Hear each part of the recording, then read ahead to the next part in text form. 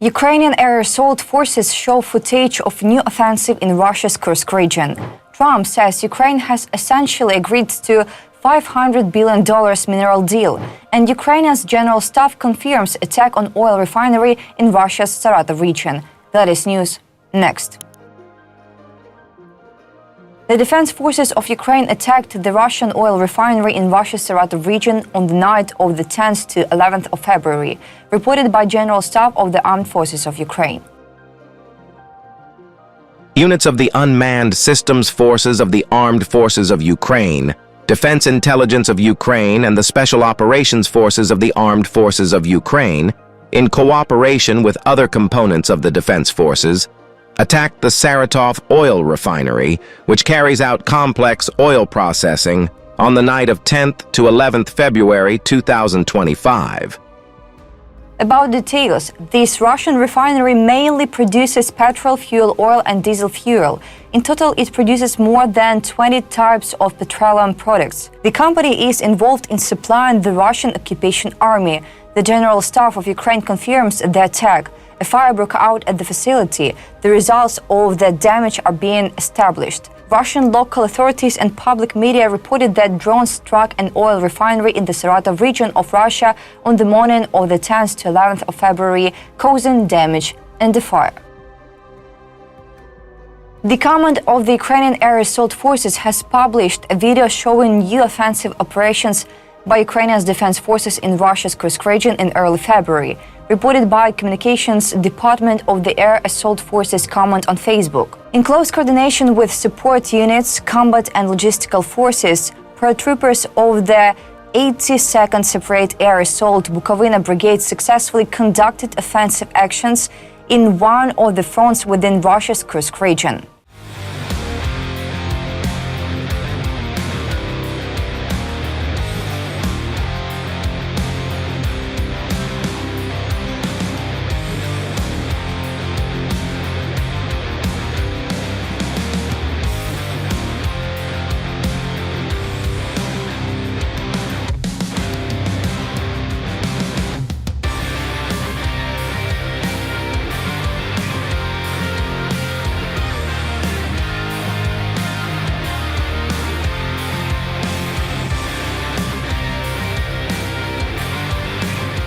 It was reported that Ukraine's defense forces managed to secure new positions and significantly improve their tactical situation as a result of a swift and unexpected maneuver for the enemy.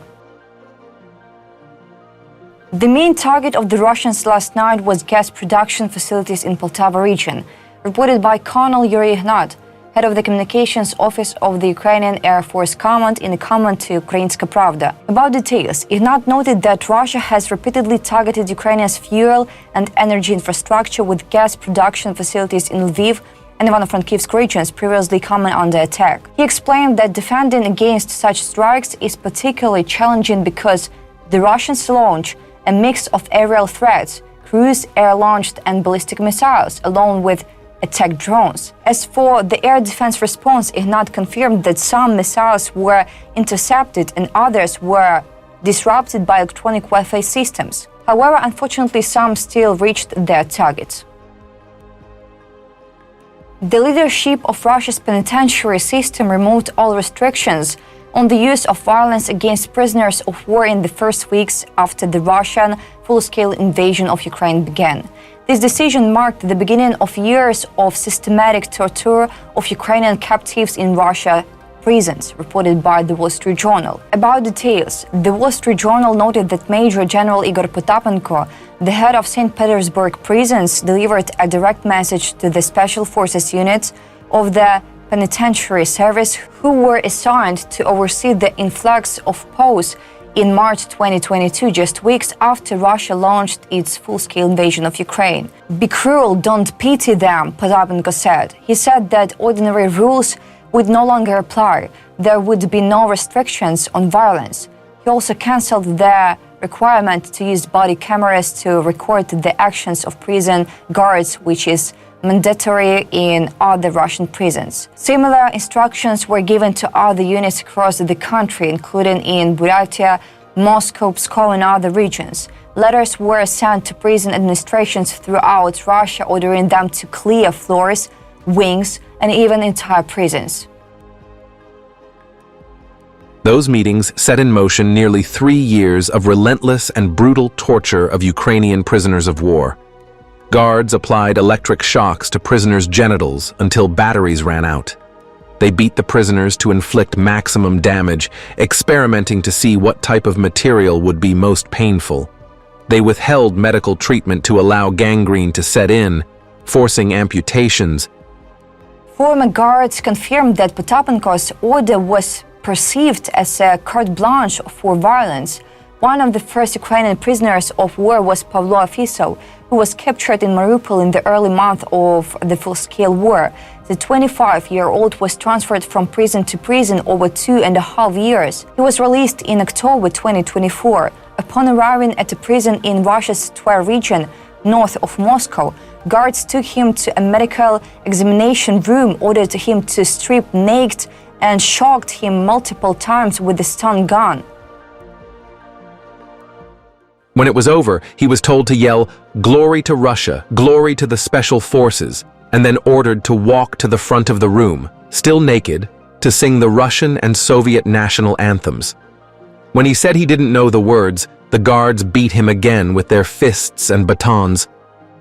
As former guards and human rights activists said, this brutality served a clear purpose for the Russian authorities to make prisoners more compliant for interrogations and break their will to resist.